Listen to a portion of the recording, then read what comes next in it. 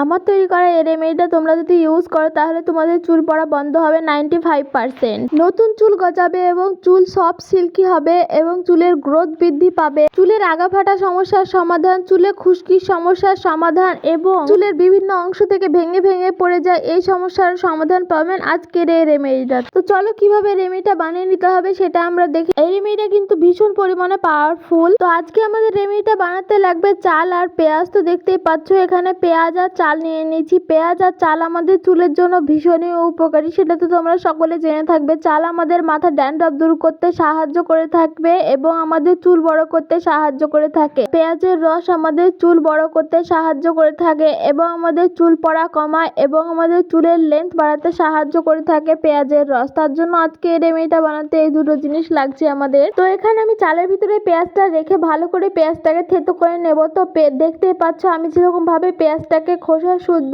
থেতো করে নিচ্ছি, তোমরাও ঠিক সেরকম ভাবে পেঁয়াজগুলোকে থেতো করে নেবে।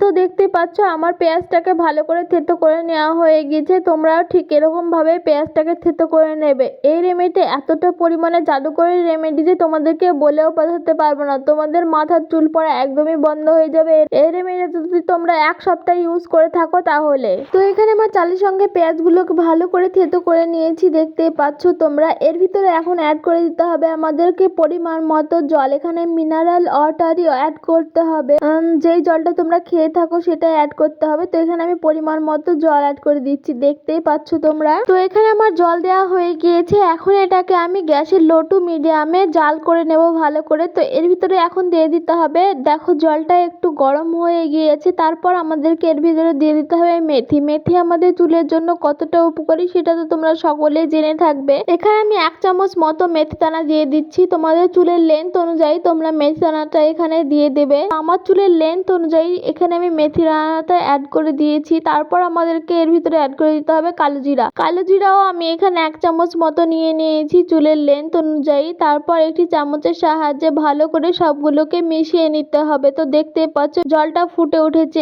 এই জলটা ফুটে ফুটে এর ভিতর থেকে সব নির্যাস যখন একে অপরের সঙ্গে মিক্স হয়ে যাবে, যখন এর কালারটা চেঞ্জ হয়ে যাবে, তখনই বুঝতে পারবে যে এই জলটা আমাদের একদমই রেডি হয়ে গিয়েছে। তো দেখতে পাচ্ছ এখানে জলের কালারটা একদমই চেঞ্জ হয়ে গিয়েছে, তার মানে এই জলটা আমাদের রেডি হয়ে গিয়েছে। এটাকে এখন আমরা নামিয়ে নেব।